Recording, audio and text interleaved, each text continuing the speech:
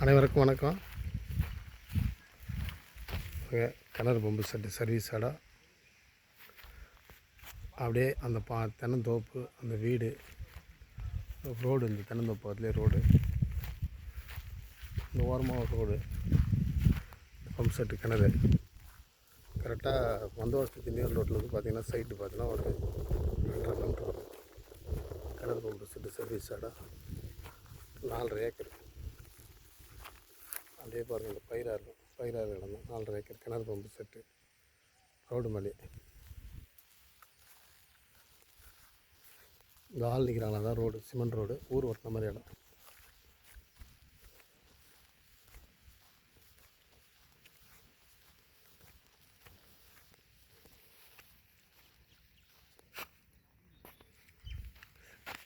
ஆள் நிற்கிறாங்களா, road, cement road.